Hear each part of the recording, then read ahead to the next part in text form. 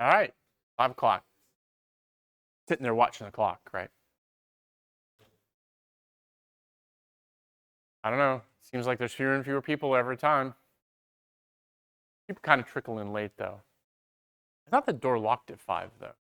Although maybe there's some. Do you have access? All right. Well, they were supposed to enable access because I did point out that having a class at 5 o'clock where the door locks at 5 o'clock probably wasn't the most user-friendly. And what I was told is it would happen, but it would take some time. And I just there's a British show called Yes Minister and Yes Prime Minister, and it's basically about how bureaucracies don't get things done. And so, you know, one of the sayings from that is "in the fullness of time," which means it's going to take forever. All right, so anybody read chapter 10? Super light. But I found it very interesting as I'm going through it and saying, doing it in the order I've done it is kind of an interesting take. Petrov presents this information about leader election first, and then he gets into consensus later. And we're doing it in the opposite way. And it means I get to present it a little bit differently, or think about it a little bit differently. So I'll lead off with a question. Can anybody who, of all the people who read it in here, like you, can anybody see a limitation to the leadership election models that are presented in chapter 10? What's the problem? They're not safe. None of them actually provide safety. They are all compromises. And so one of the things I think is interesting about this is instead of saying, gosh, here are these things that look like they can elect a leader, and then at the end of the chapter he's, well, you know, they're not really safe. We've started from this position where we've talked about how hard it is to get to safety, and you had to wrap your head around this whole Paxos, Raft, yada yada model of electing a leader. And now we're going to say, hey, if you don't want to pay that price, here are some things that look like they're easier, but they don't give you that safety guarantee. They're not as simple as you think they are either. That's what I found interesting as I'm starting to look at these things. You know, we're going to organize everybody into a big ring, and everybody's going to watch the person next to them. And if the person next to you fails, then you're going to start a leader election and send a magic token around with your ID in it. And if you get it back, it went all the way around the ring, it means you're the new leader. And there's some discussion about how you deal with, you know, multiple nodes failing and whatnot, because of course the problem with the ring is that if there really is just a ring and you've got 2 nodes that are dead, how do you get past that? So you kind of end up needing to know what the topology of the ring is. Screens are not down. That's interesting. Here, let me put the screens down.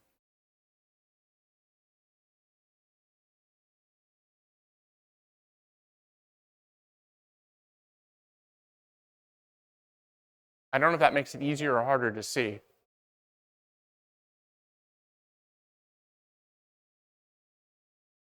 Is that better or worse? So going to the optometrist. A, B. 1, 2. All right. But before I get carried away and forget that the mouse is not actually over the slide,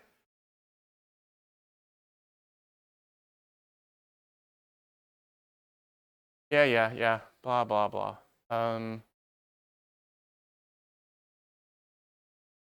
Jonas is actually changing his hours on Thursday next week, but I didn't write them down, so I will have to do that. Moving it slightly in the afternoon because this interferes with a reading group that team picking for design project 2. Haven't done that. You should get that done because today was supposed to be the last day for you to pick a team, and then after that I'm going to take away your ability to move across groups. So then basically that's what I mean when you say pick your team. If you want to move to a different team, it's pretty easy. You just go onto Canvas and you move yourself into somebody else's team, and it will allow up to 3 people in one team. Almost kind of made sense and works the way I had hoped it would. So I'm very delightfully surprised because Canvas is not what I would call intuitively obvious software for any of us. And the last thing in the world I want to do is go to one of their seminars on how to use Canvas. I'm like, no, I have so many other things to do. This is just not where I want to spend my time. And I would rather sit around and have lofty thoughts. Like earlier today, I was having this lofty thought about going, what would happen if you took a key value store and you assigned a distinct Paxos group for every single key? What would that look like? What would that do? And then I was thinking about, why would I do that? Well, because in fact, if you have no contention other than just the changes on that one key, and keys don't change very often, kind of split that log thing out. Because one of the things that happens when you get into Paxos and Raft is that we're making decisions across all of the keys.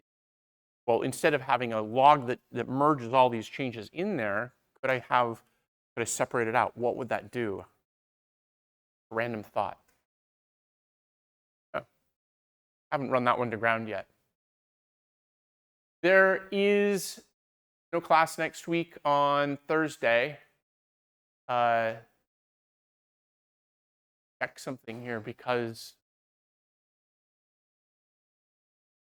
I'm going to move things around a little bit. I move them around on the syllabus. Let me make sure that I am remembering correctly because I might have moved things around on the syllabus in different ways.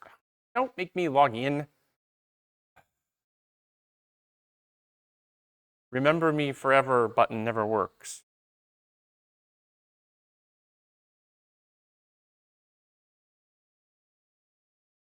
All right, so I'm checking the syllabus. Can't see that. The people on the stream can't see that, but I'm trying to make sure.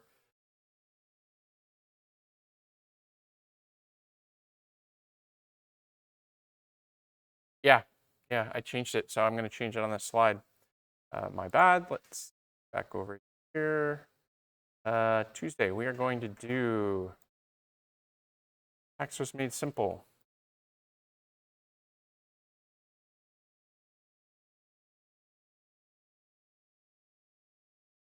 The paper is actually linked to the syllabus. I thought about it because I was looking through Klutman and I said, some of the things that Klutman does are actually really useful here, but before I go into transactions, and Klutman does a very nice treatment of transactions, before I go into transactions, let's go back to Paxos again.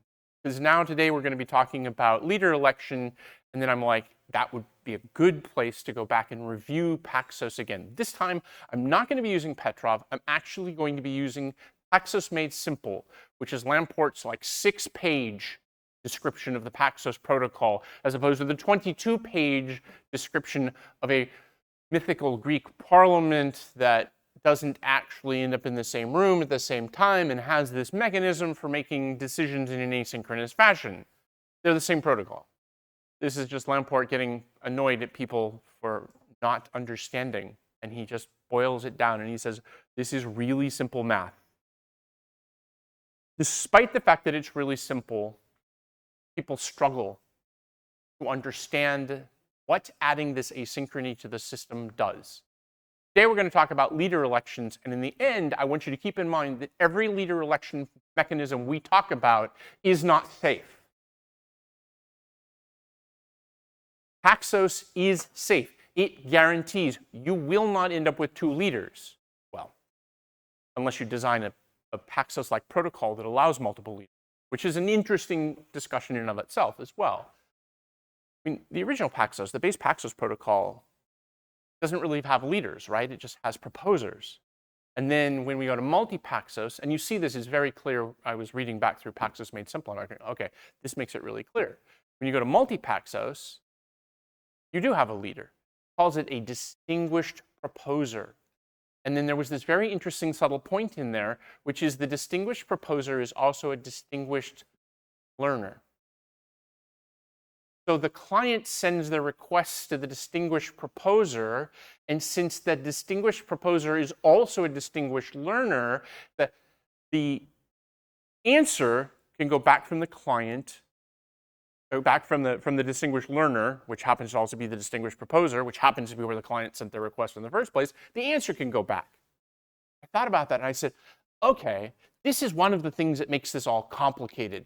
because Lamport writes this very general language and then gives you a very concrete implementation of that. It's one realization of that.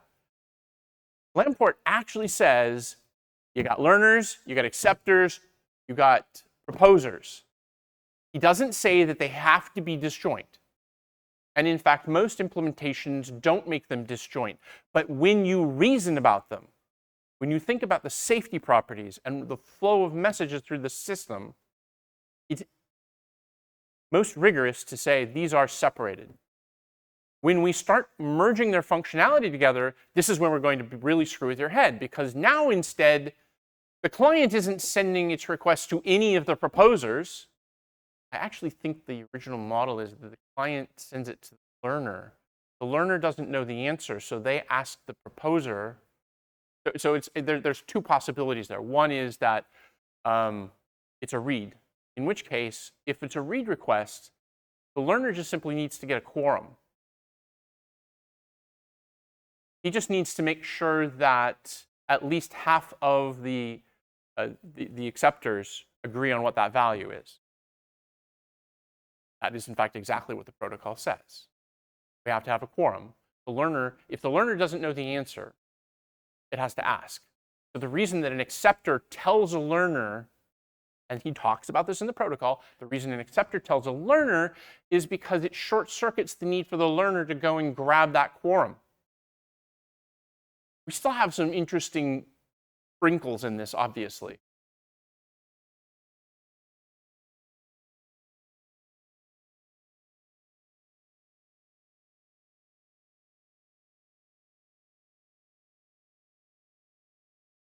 You could do that, but in fact, so the point is, if I'm a client, okay, so I'm a client, I want to ask what the current value of a key is.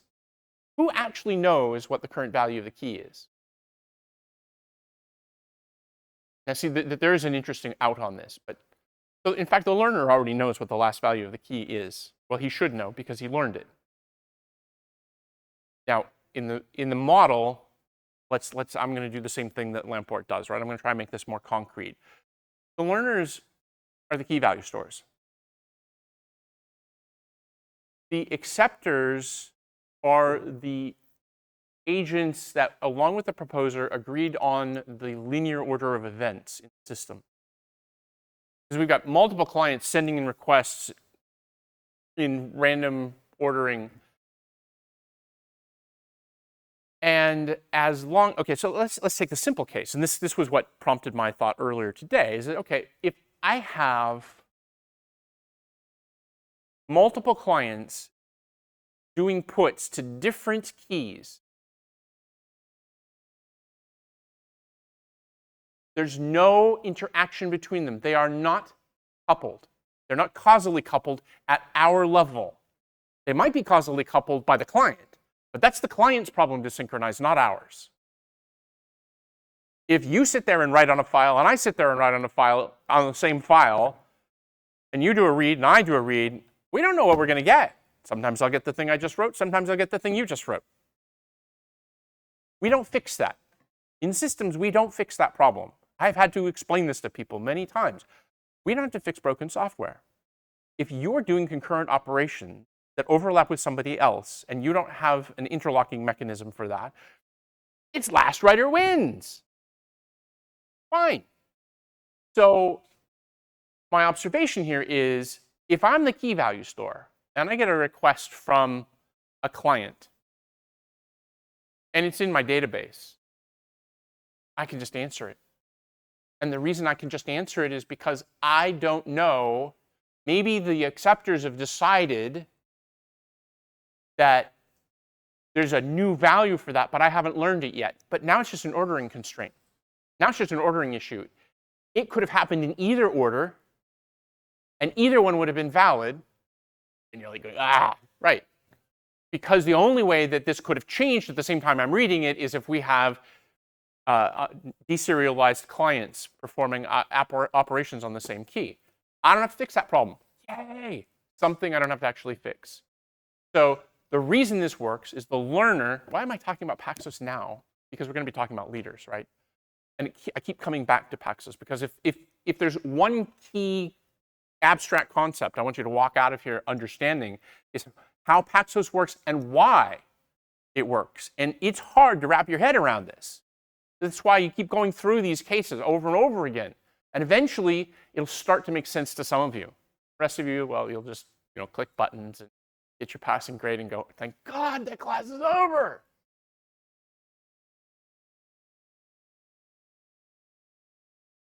So, put my mouse down someplace. Oh well. Put it all the way up here at the podium where it's not useful. No class on Thursday. Design project 2 is due on Thursday. That's why the groups were due today. So you have a week to do that. Yes?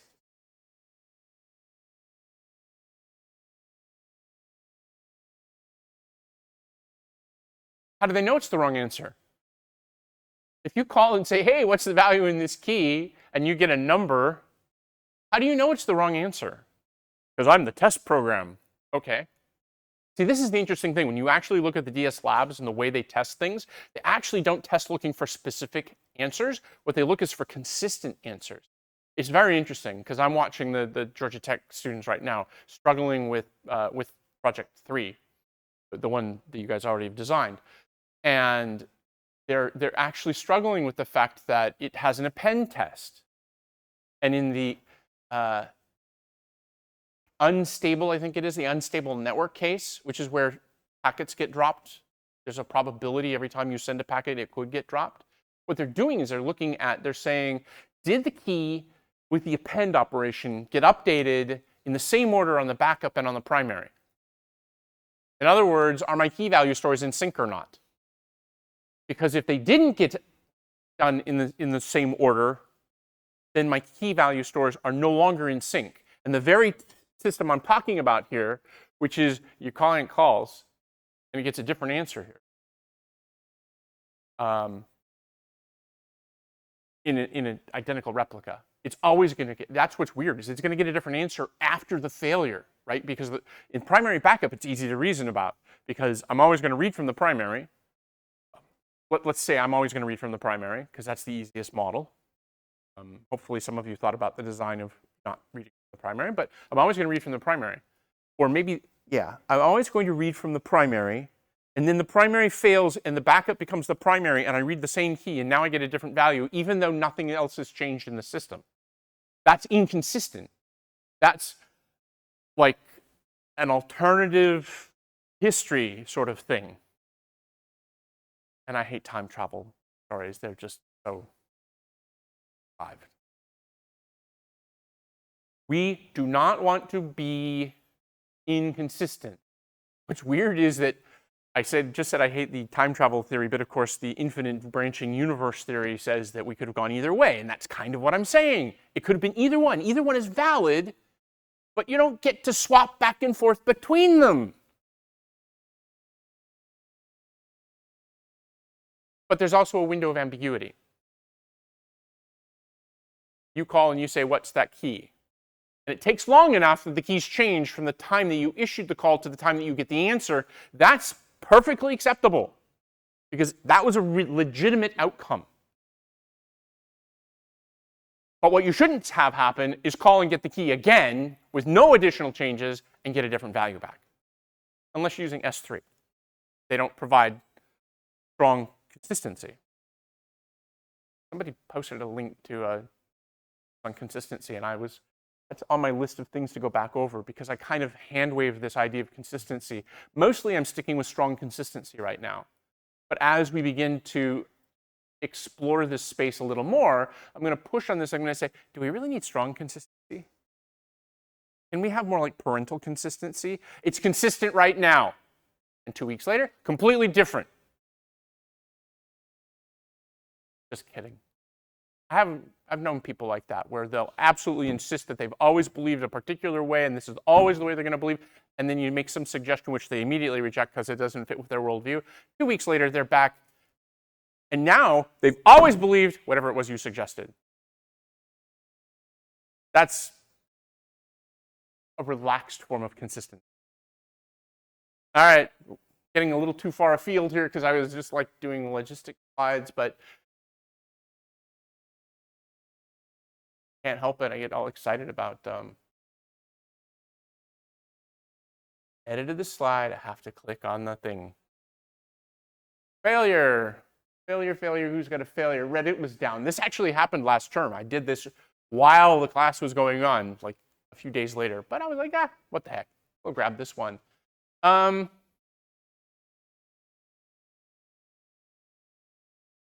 It's cute. Reddit was one of those companies that actually writes up their failures and identifies what went wrong. And of course, there's still a little loose about what happened. You'll notice that the time there is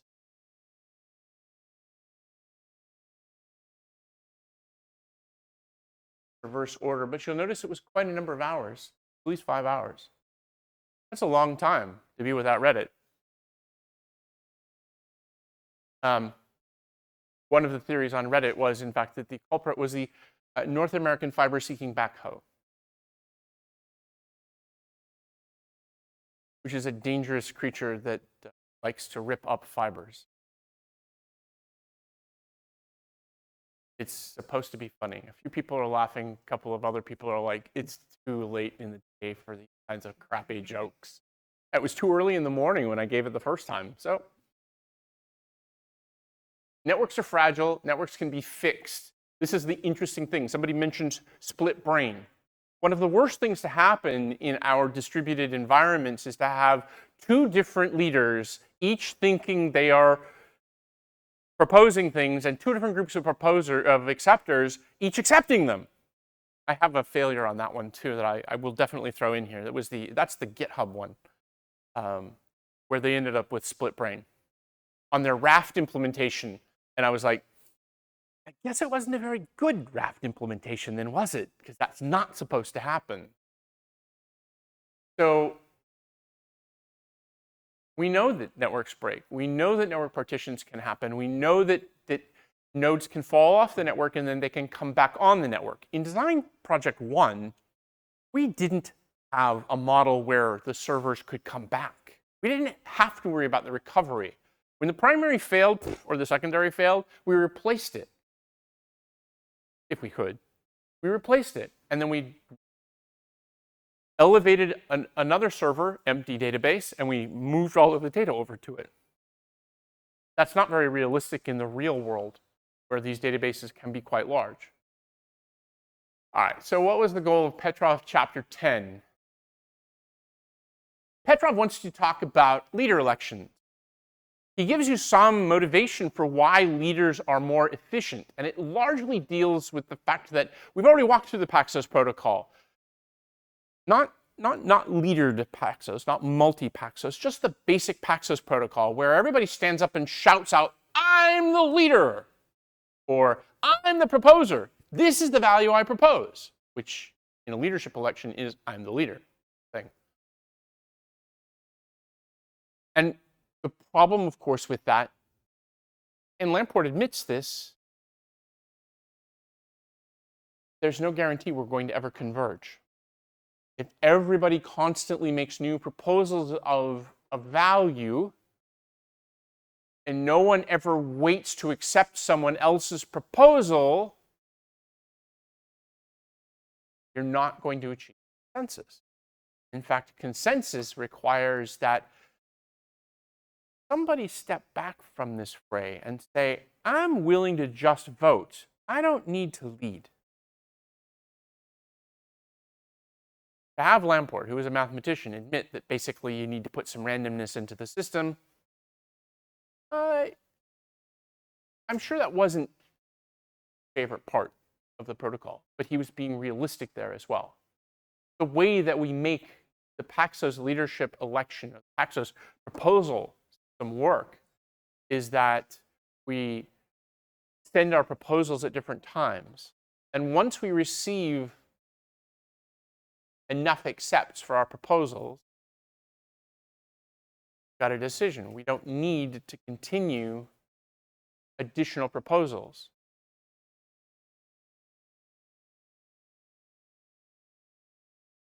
Now, he was very careful to separate out proposers, acceptors, learners. Somebody asked a question last week or week before, and it made me realize why he uses the learners. And that's because the learners don't learn anything until it's already been accepted. So that becomes our barrier, in essence. The only thing that the learners know are things that have already been accepted. So they don't have to go and read quorum. When we start merging these components together, so we put our learners and our proposers together, the leader as a learner makes a lot of sense because the leader's the first one to know what the outcome was, what the decision was. If you're not the leader, making you a learner and a proposer doesn't seem to give as much benefit.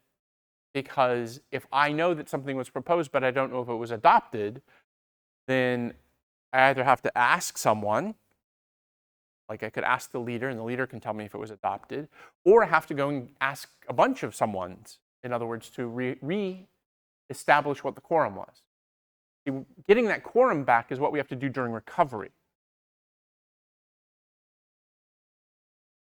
So the simplest algorithm is actually one that I have seen used quite a bit, which is we pick the strongest candidate. By strongest, what I mean is we have some metric that ranks the candidates and picks the leader from whichever one has the highest ranking. If I use network addresses, it could be the one with the highest numeric network address. If it's an IP address, pretty easy, 32 bits, they're just numbers. We have a nice ordering property there. Just pick the system with the highest network number. You have a question?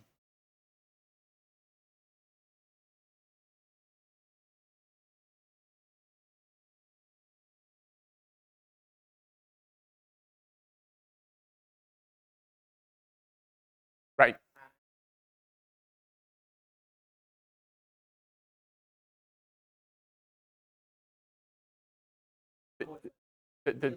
Yes.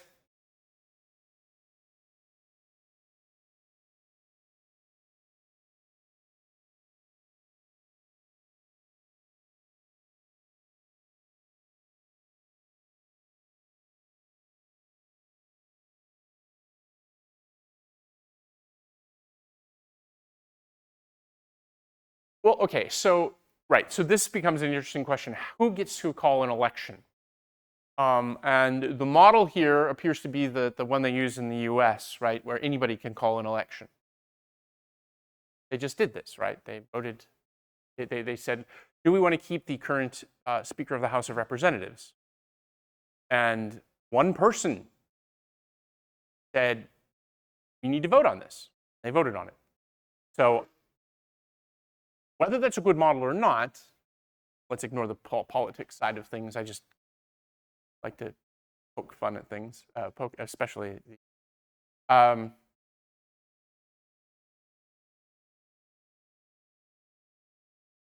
anyone to call the election is a reasonable approach, assuming that all of the actors are non-malicious. You can't do that if you're going to assume malicious intent. And remember, we have replicated state machines here, so that makes it easier for us to say, I build the machine, I get to replicate it, it's my machine, I built it with non-malicious behaviors. In that case, there's no other answer that actually works. You could say, well, I would argue that, in fact, something like the ring is a model where the person who calls election is the neighbor. So we should have called that the nosy neighbor model instead, maybe.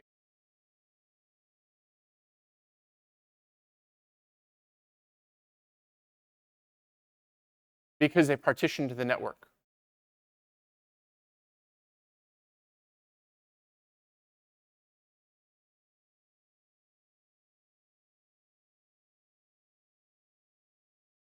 But two can't see three?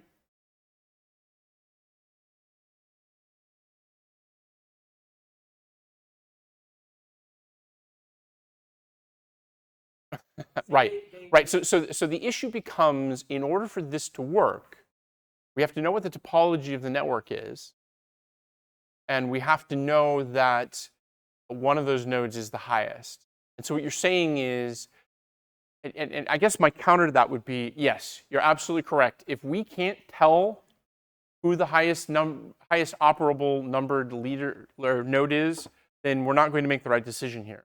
So our actual implementation of this has to be able to say, 6 wasn't available, I tried 5. 5 was available, I'm voting for 5. So I think that if you were to build a system the way you just talked about, I would just argue it's a bug in the implementation. I don't think it's necessarily a bug in the design. The design doesn't say, in fact, the design says you're not supposed to do that. I'd have to go look and see exactly what Petrov says there, but this is such an obvious case. I can't believe that they would let that one slip through. Possible.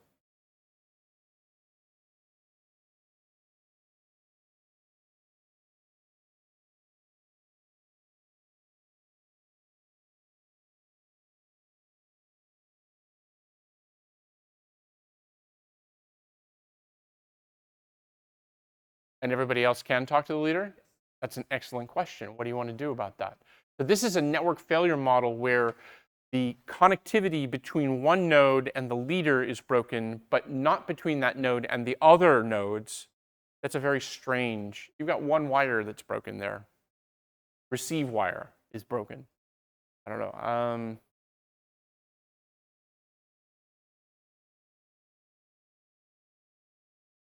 How would you solve that? That becomes the question. If this is a legitimate failure in your network environment, one, let's say you didn't think of, and somebody came up with this thing, it was a misconfigured something or other in the spanning tree algorithm that decided that, I'm not going to forward that packet.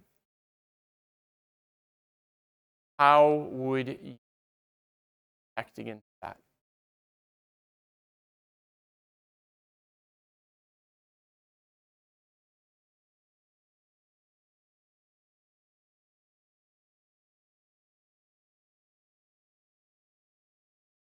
So now you start making things more complicated. We did this because we were trying for something simpler, and now we've come up with this instance where Paxos doesn't have a problem with this, but now we have to add this extra, well, what if? So interesting conversation, because what we've done is we've identified a potential failure in the network. It's a little weird, but it's not that weird. And if I can think of it, and you can think of it, and he can think of it, it's going to happen. We're going to use your spanning tree algorithm that doesn't quite work right? Yeah, exactly. I mean, I don't trust my spanning trees. You? I don't trust yours either. Right, so now we have to add some additional logic in this system to be able to handle this particular case. So now we need to have some way of, because let's say this is 5 that's semi-connected, right? Because it was 1 through 6. So let's say it's number 5. So it thinks it should be the next leader. If we don't do this right,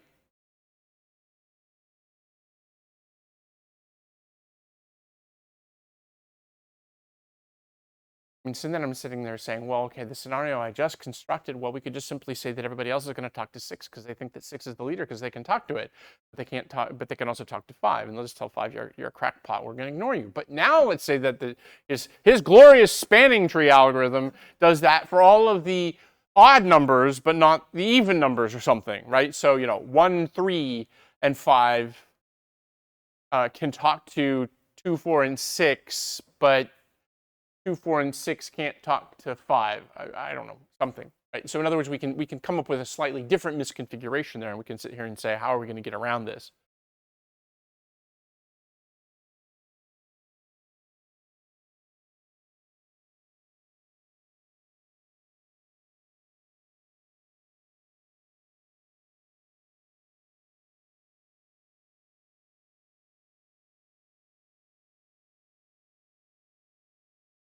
If you were to have that, yes. I mean, we didn't have that in that project because the view server was just a priori given to you.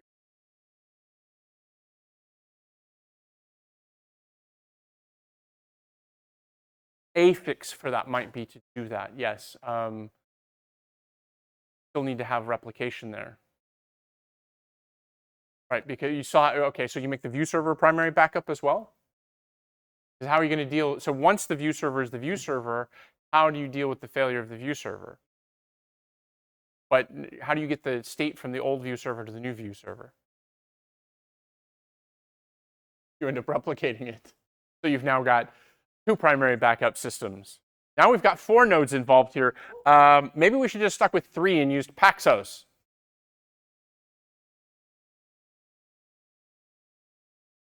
But okay, so we're gonna squish this replicated technology from the view server into the primary. I would argue that what you're really doing is you're really now just kind of merging 2 distinct pieces of functionality together in order to make it look like it's just one. So how about if we just simply get rid of proposers, acceptors, and learners and just have nodes? It's a lot harder to explain though. I mean, I think the reason that Lamport did it the way he did it is because by laying it out that way, it was a lot easier for him to prove the invariants were in fact maintained. And maybe not easier to explain, but certainly easier to use to prove safety. I'm just not convinced the system we've created. Well, primary backup isn't have safety. You know, we have cases we know it's not safe. We know that we'll lose service, so we will give up. We'll give up availability. But in fact, we kept it safe. So I would say maybe primary backup was safe for the primary and the backup, but not for the view server. But we, of course, will lose liveness in certain scenarios because if the backup hasn't been synced and the primary goes down, you're done. There's no recovery from that in that model.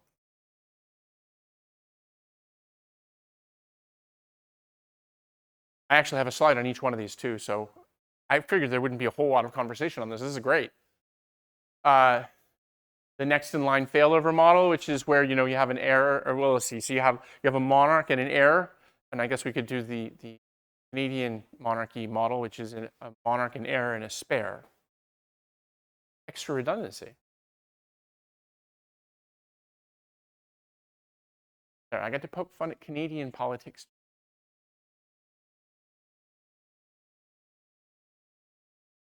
There's this interesting subsetting model where you have a smaller set of candidates than you do ordinary servers. Everybody gets to vote, but only some of them can serve. Okay. Talk about that in a second. I didn't think it was particularly noteworthy, but it was kind of an interesting idea more about scalability of this leader election. The invitation algorithm, which I summarized as, you're special. We want you to be our leader. Oh, servant.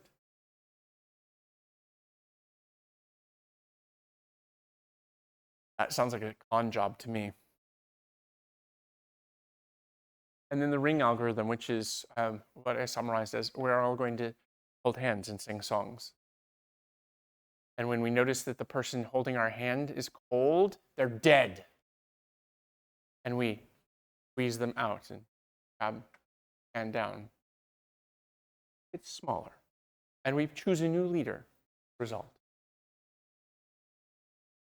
The bully algorithm is just based on some attribute, the network address being a commonly used attribute that I've seen a number of times. It's very simple. Everything in a network has a network address. So, okay, fine. Now we're going to use your MAC address, because that's unforgeable. I mean, the nice thing about using an IP address is not only is it a number that we can use, but it's really hard to forge it because we're going to send its messages to you to that address. And if you say, well, my address is actually something different, well, we'll send the messages there instead, and then we won't hear back from you. We won't care. So even though we don't have a malicious actor model here, it's somehow more satisfying to know that there's some basic consistency check here. To me, at least. Any process can invoke that election. It messages all of its superior processes. So this is an interesting one where If it's node 2 that decides to call the election, it sends messages to 3, 4, and 5. So part of that is it's attempting to try and find who's the highest number remaining.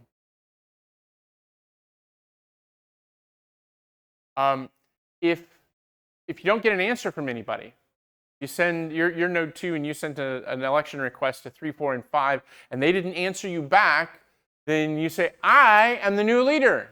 All hail. Let's have a party. And you start celebrating the fact that you're the new leader. Doesn't sound like a great thing to do in a partition. But if you do get an answer, then you step down because there is a more appropriate node available. So you don't have to take up the leadership mantle. You can let someone else take up that mantle. The advantages of this, it's deterministic. It is fast. The disadvantage is that as you get a large number of nodes, you get a large number of packets involved here, and it requires that you have comparable attributes. The Petrov actually suggests a process ID,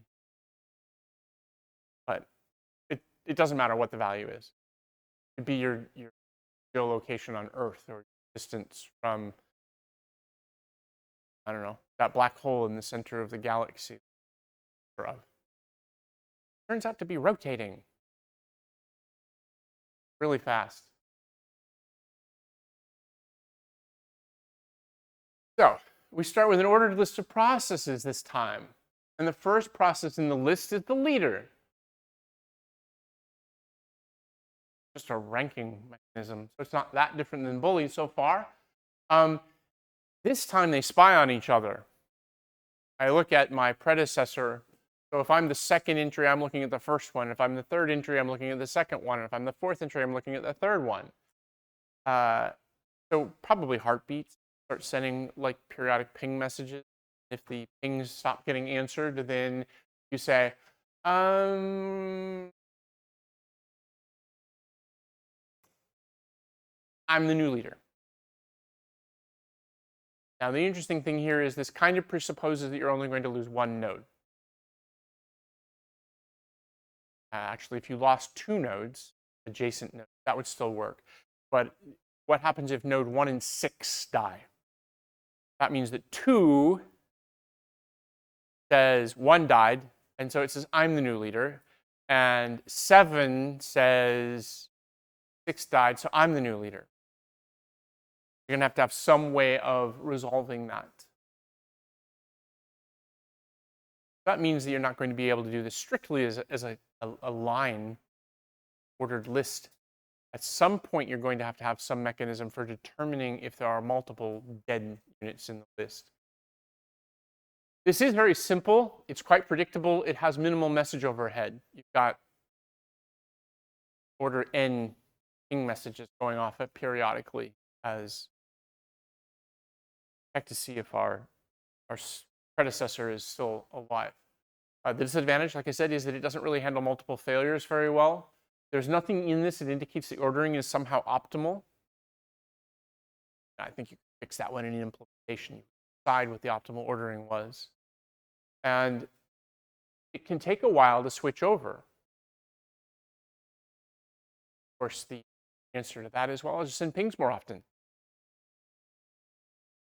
Kind of defeated the purpose of messages. So there are lots of interesting trade-offs in it, as we can see. So as complicated as Paxos was, so far I haven't seen anything that like makes me go, yes, I'm going to ditch Paxos and use this leader election protocol. In the invitation algorithm, a process invites other processes to apply for leadership. Excuse me, this is your HR department now making a decision as leader of the organization. We are soliciting your notices. There you go. A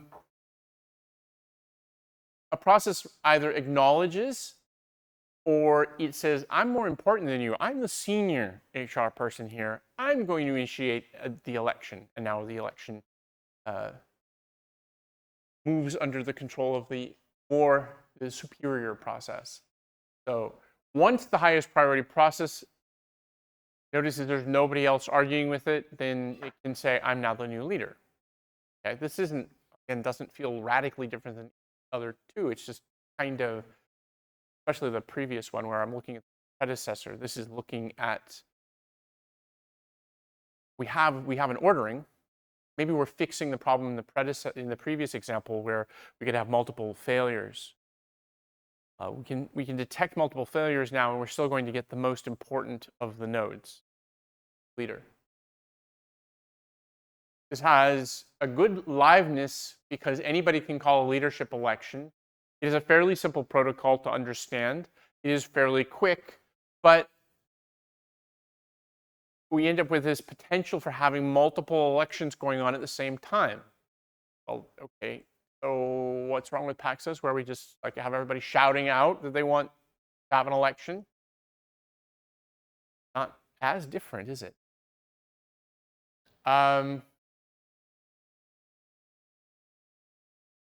We kind of hand-waved this definition of priority. I think we could actually define that away, but it's not especially well I didn't think it was especially well described.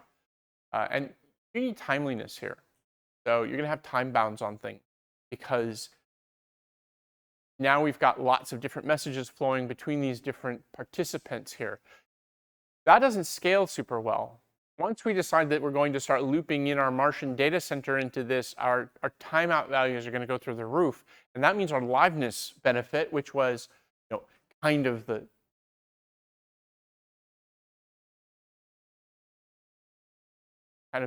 whole point of this was it gave us good liveness as well. We've just shot our liveness into the foot because now we don't have good liveness. Maybe that isn't the best thing. The ring algorithm is where we just organize everything into a big ring. So I send you a message, you send her a message, she sends him a message, and he sends me a message. And so once the messages traverse the ring, then I'll know if I get the message back, I'll know that I'm the new chief. I get the message back with my ID in it, I'm the new chief. Because it's traversed the entire ring. Everybody got to put their ID into it if they were higher than mine. Nobody else did. So therefore, I am the highest number.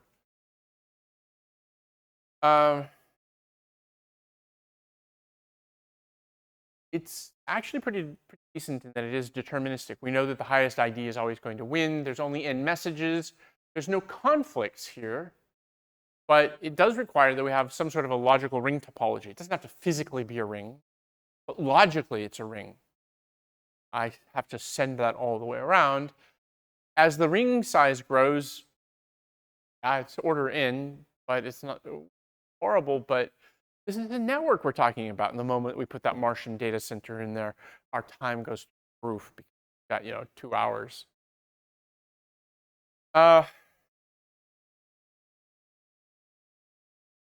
We have to deal with the possibility that we don't know who's next in the ring because there are multiple dead nodes. There's a question in the back, or is it are you working your shoulder? I don't know if that was a wave to come here or ignore me. No. Did you have a question? All right, fine. He was just stretching. I can understand that. I have a bad shoulder too. This was an interesting one in that they said, part of the problem here is we have too many different nodes that could potentially be our new leader. So how about if we just simply have a subset of our nodes that we will say are potential leader candidates? So instead of having all of you vote on a leader, what I'll do is I'll just pick 6 of you, and the 6 of you will choose a leader, and the rest of you will just simply sit there and watch.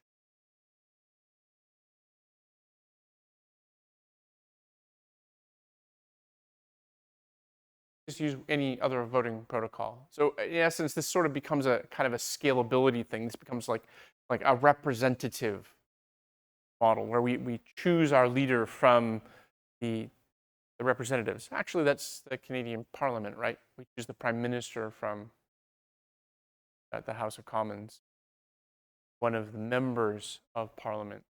There's always this interesting problem when the person who's supposed to be the prime minister doesn't get their seat. They have this weird thing where they put them in different riding and they elect them there instead. Political maneuvering. But you just get to watch it from the sidelines if you're an observer. Okay, fine. Kind of like that. I think the biggest benefit of this is that it makes things more scalable. When we're starting to talk about tens of thousands of nodes, it does clearly become untenable for us to have them all communicating with each other. Can you imagine that 10,000 node ring where everybody is sending one message to everybody else? It's going to take a long time. Probably not the most efficient way to do this. If you don't have enough candidates, though, you're going to suffer in terms of liveness. There's going to be some sort of magic going on here that's likely going to relate to the robustness of your network and your nodes as to what's the right number of candidates. I've been talking about modeling before. These are the kinds of things you end up modeling because you're like, well, I don't know, this is really too hard to do on the back of an envelope, so I probably should actually have a model for what my failures look like and say, let's just try a different range of numbers. You run some simulations and you say, if I have 5 candidates and 10,000 nodes, and here are the parameters of my network, what would I expect to have happen? You have to deal with candidate failure now, which becomes independent of leader failure. I mean, if a candidate fails, a different candidate. Why is none of this feeling very simple? These are supposed to be simple leader election protocols, and as soon as I start digging into the details, I feel like cleaning out a sewer.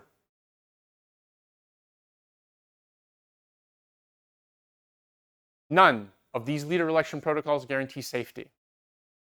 Since none of them, oh, okay, and so I think as I was writing this slide yesterday, I said, let me remind you what safety means to us, because I keep talking about safe. What it means is we guarantee there is at most one leader. In that GitHub example of a failure, which I will dredge up, put on slides very soon, they got split brain. They were running a raft protocol. My observation now, I didn't observe it in winter term 2, but I should have. I'm sorry, but no, that means it was not a raft protocol. It claimed to be a raft protocol, but raft guarantees no split brain. Someone implemented something they thought was raft, but it wasn't. And this was GitHub. This stuff is hard.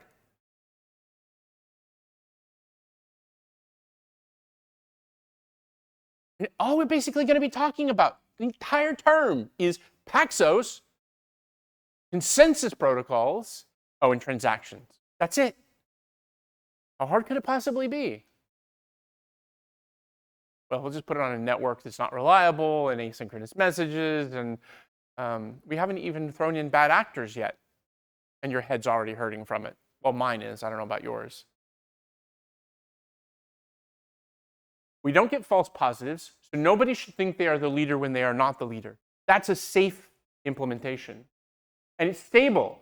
Once elected, a leader remains until it fails or resigns. Monarchy, right?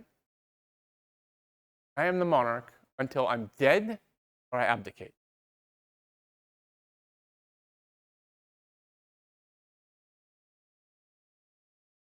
And in my lifetime, Canada's only had 2 monarchs. My lifetime, which is way longer than yours. You have probably only had 2 monarchs if you're in Canada as well. See, we're the same age. 2 monarchs.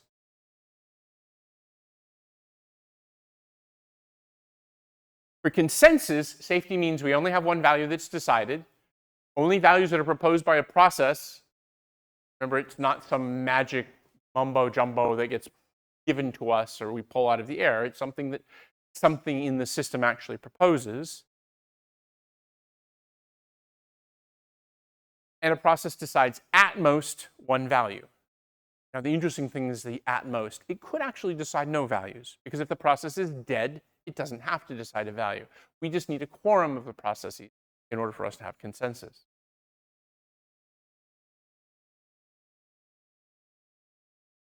So what I found interesting about Petrov chapter 10 is I felt like it gave us the illusion that, gosh, there's some really cool ways that we could do leader election protocols without all of this mumbo jumbo and complexity that made my head hurt in Raft and Paxos.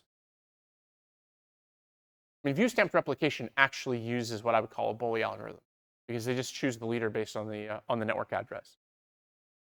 And I don't think I've honestly ever seen any of these other algorithms implemented. The only one I've ever seen is bully, and it's always been network address based. But there's a priori no reason we need to do that. And we could have everybody, when they start up their process, choose a UUID. It's a 64-bit, 128-bit number, right? It's a 128-bit number. I know what the ordering of 128-bit integers are. I don't even have to do any work for that. By golly, my compiler and my computer will just do the comparison. Problem solved. Since UUIDs are guaranteed to be unique in some probabilistic bound, I'm never going to have a collision. Okay, so I can solve this problem. That's not an issue. But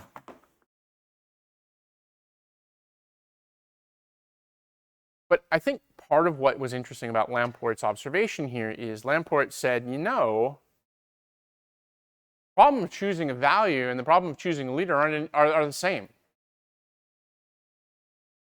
I don't need a separate protocol for choosing the leader if I have a protocol that allows me to choose a value. I can just simply say, look, I'm going to choose the leader as my value.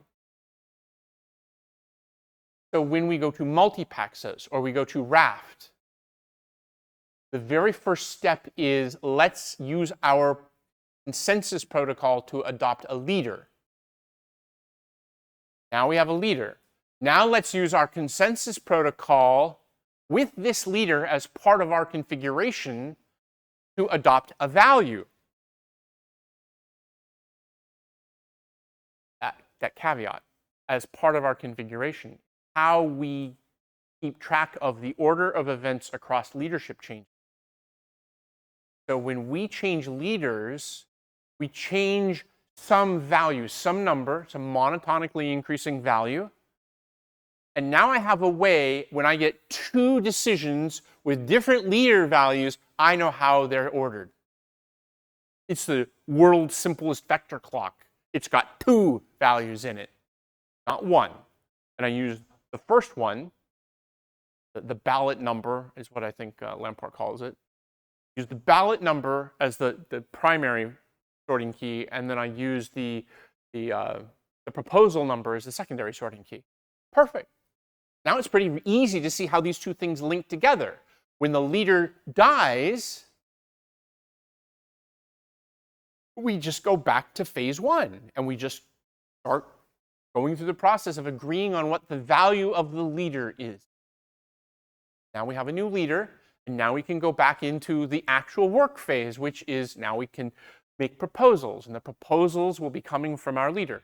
The complexity in this protocol is around recovering the state between that leadership change.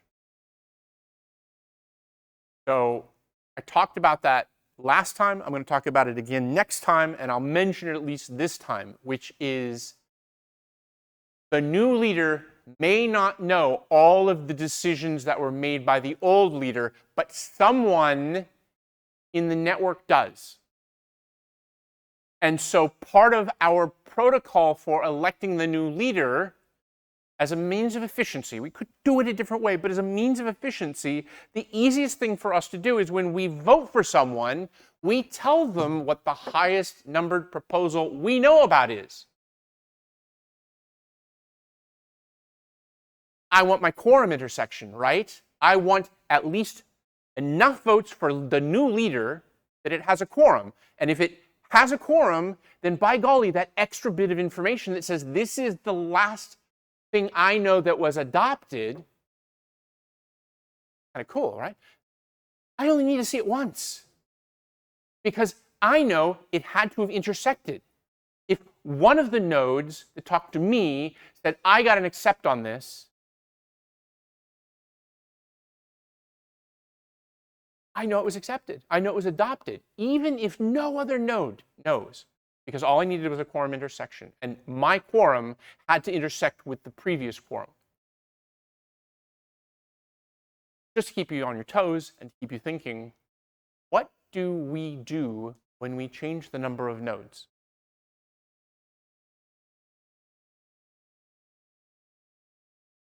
This is what Lamport calls a configuration change. See, he starts and he says, we start with a set of proposers, acceptors, and learners.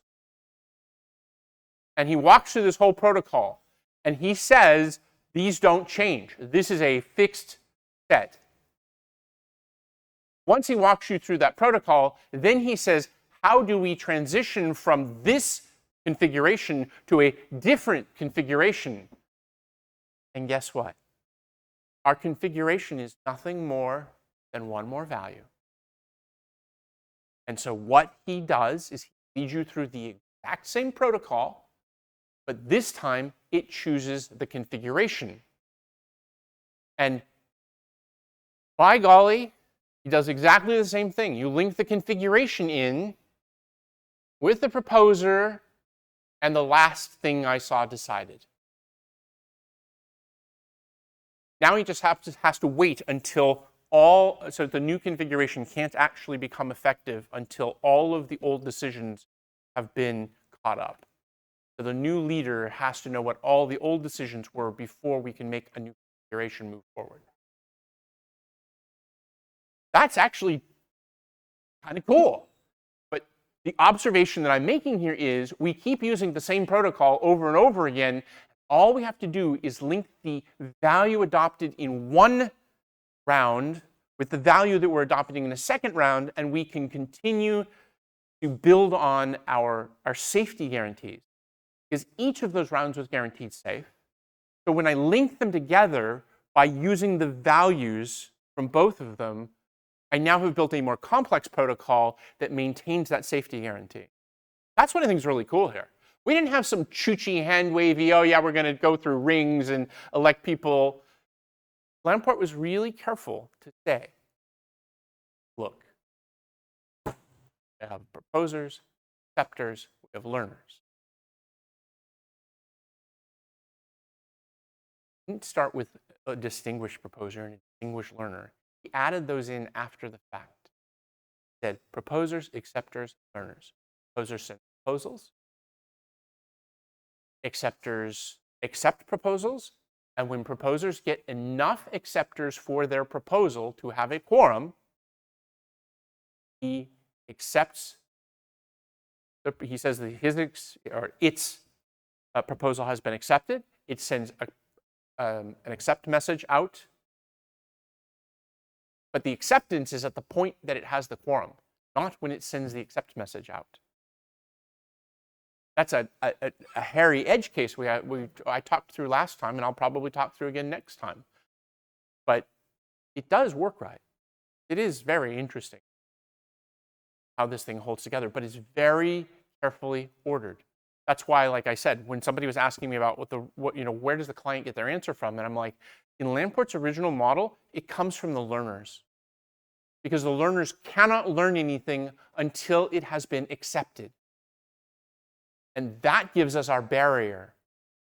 If the learner tells the client what the outcome was, we know that it has already been adopted.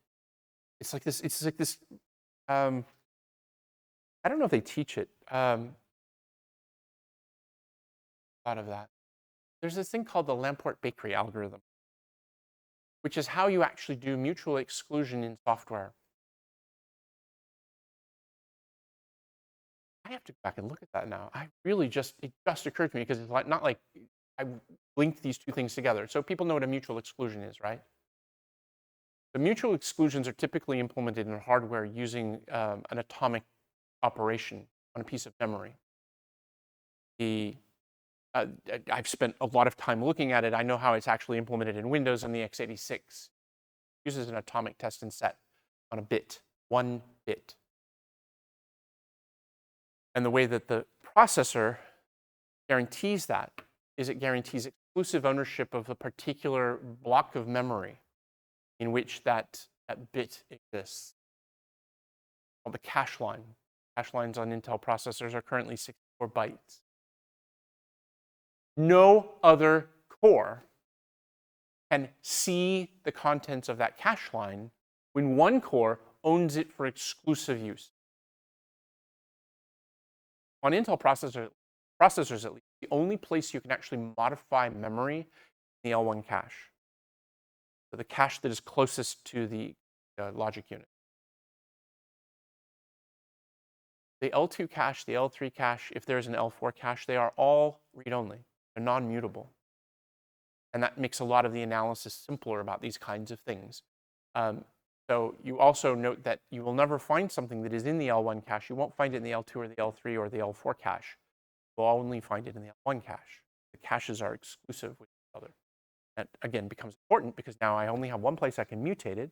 I can change it on my core, in my little tiny bit of memory inside of 64 bits of memory these days, bytes.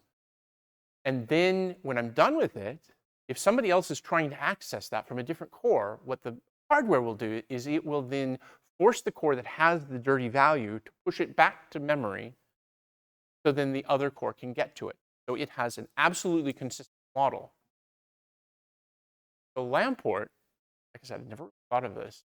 Lamport said, how would I do this in software?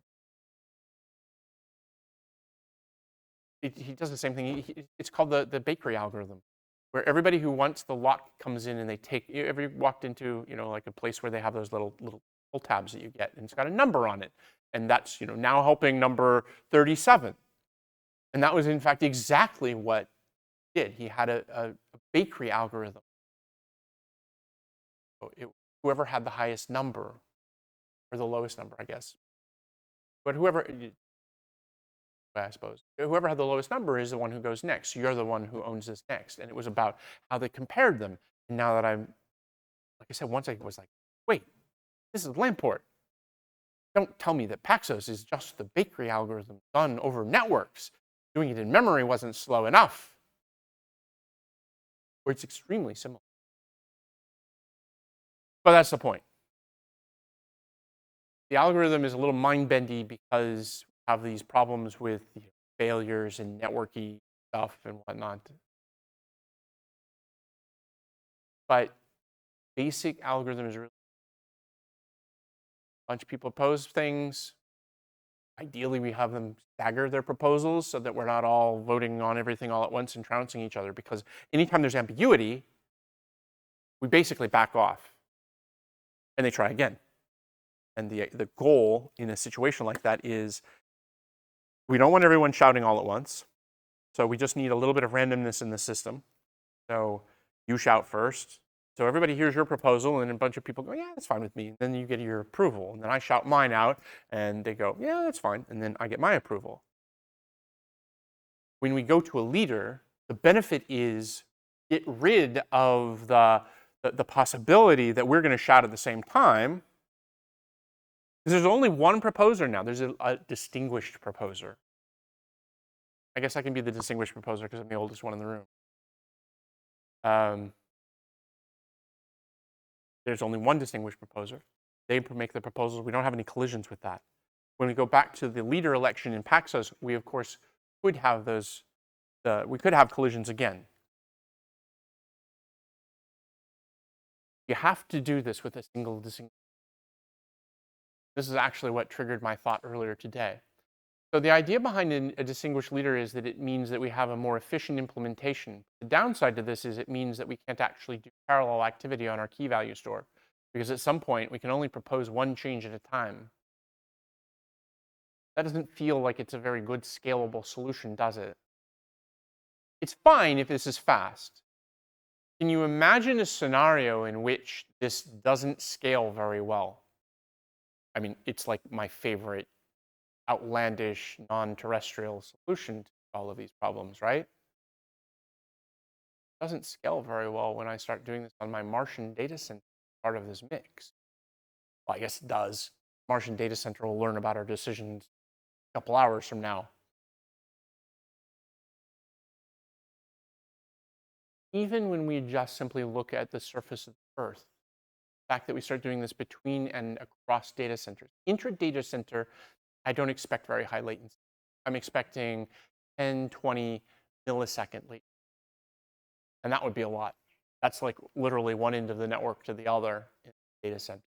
20 milliseconds is a long, long time.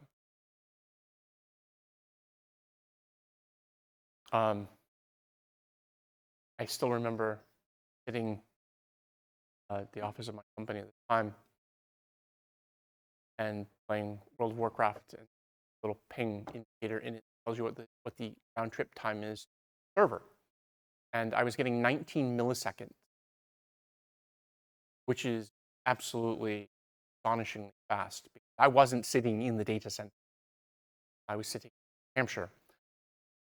But we had a direct connection to New York. And so whatever their data center was, it was sitting next to that connection. That's really fast. That's why I'm saying 20 milliseconds is really fast for an external latency. For internal latency, kind of slow. So what happens when this becomes geo-replicated? Because now, why would we use Paxos? Well, we start doing geo-replication because data centers disappear. I wish I could say that I make this stuff up, because the big cloud vendors are actually pretty close-lipped about where their data centers are, except for the flashy ones, like the one that Azure put in North Sea. And it does run. It's not very large, but it does run, and it was more a showpiece. If you actually go and try to figure out where Amazon puts their data centers, you will find that it is very difficult to obtain that information. And part of it is because they are vulnerable. But I can tell you that Amazon and Microsoft and Google have lost data centers. Get a hurricane through, not much left. Fires had them happen. The reason we do geo-replication is because if you put your data in, I don't know, the West Coast Amazon data center, and that data center ceases to exist, then your data is more difficult to access. It's probably backed up someplace, but it literally can take days or weeks to recover if you don't have a backup copy. So what happens in most of these situations is they actually do geo-replication. Move the data between the data center. The loss of an entire data center. A whole data center, which has got to represent like $1 billion kind of investment. Boom, gone, sorry. Bring in the bulldozers and wrecking crews and go clean up whatever is left over. The inter data center latency is much higher. And so now we have to start worrying about scalability effects of our system.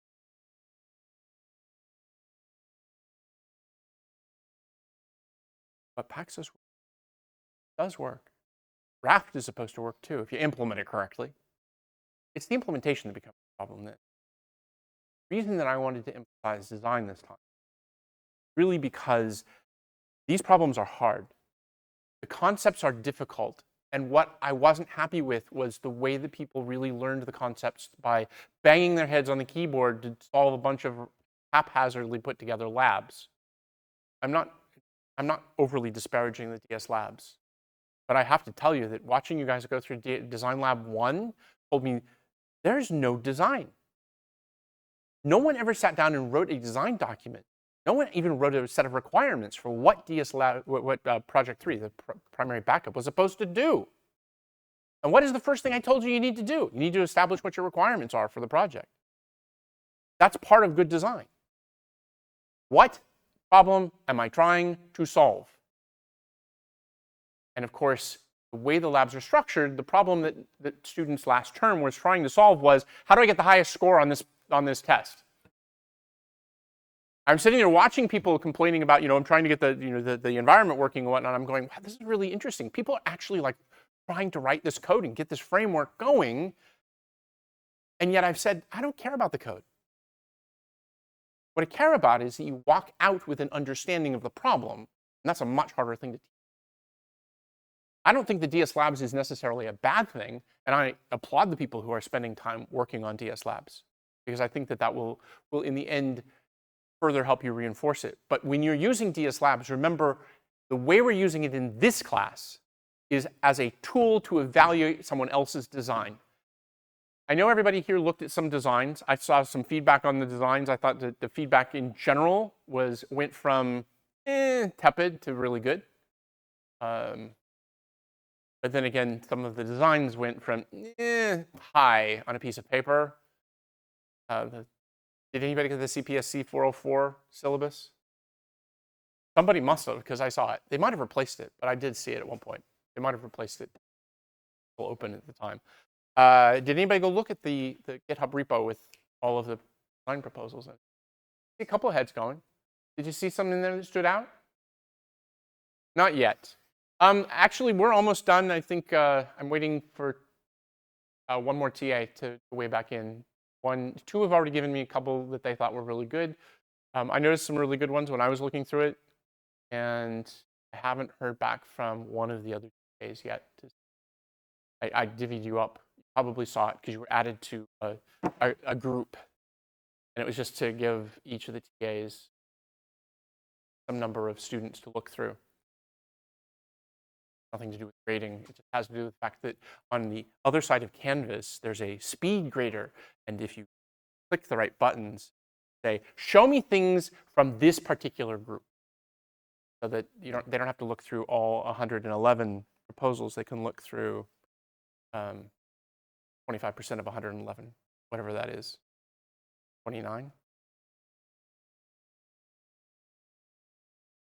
It's too late to do math. 27. We're done for today. Access Made Simple on Thursday. No, today is Thursday. On Tuesday. God. Access Made Simple on Tuesday, and then there's no class next Thursday. Well, you might have class on Thursday because if you had a Monday class, you'll be going to a Monday class. You have a question?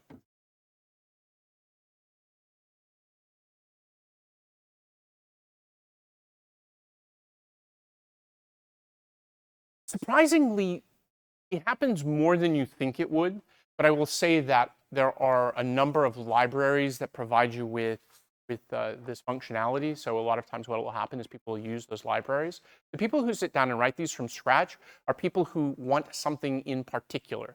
So like I started to posit about this, what would I do if I needed to have multiple leaders? And then I railed myself by talking about data centers. But if I wanted to have multiple leaders, like let's say I wanted to have a leader per data center, that's not an unreasonable model, but how would I make that work? And that's what led me into the whole thought process earlier of, well, what would happen if I just simply said that every key had its own unique Paxos group? Most keys don't change, so that would be a pretty quiescent Paxos group. Where would I go with that? I don't know. The reason that people keep writing these things and keep building them is because, number one, this isn't a dead field. It's not like people have come up with the be-all and end-all of consensus protocols. Heidi Howard finished her PhD in 2019, and as far as I know, no one has actually implemented flexible Paxos yet. Which is why it's one of my suggestions. If you want to do a project that could actually give you make a name for you, is take that Rust toolkit and start building a model for doing flexible Paxos. And if you get far enough on it, maybe I'll have people work on it in the next term if I ever teach it, and I'll have them work on it next term. Or other people will pick it up. That's how open source projects can get rolling. Somebody says, wow. And doing it in Rust is, of course, very au courant. Doing it with a model checker, I've suggested this to Ivan. He's like, oh, wow, that's really hard. That would be difficult to get people to model checker in this class. I'm like, but I think it's the right way to do it. Because what you just said is exactly spot on, which is, my God, this is really hard. How do you get it right? You use tools that effectively make it hard for you to get it wrong. The other way to do that is you just sit down in front of the keyboard and start bashing your head into it and see what comes out of it. That's the monkeys on keyboard approach, and I'd really prefer not to do. All right, off the soapbox now. Have a good long weekend, and I know all of you will be feasting on food. I was at Costco this morning, and they have these huge 30-centimeter pies. I'm like, pumpkin pies for like an army. So try not to eat too much pumpkin pie.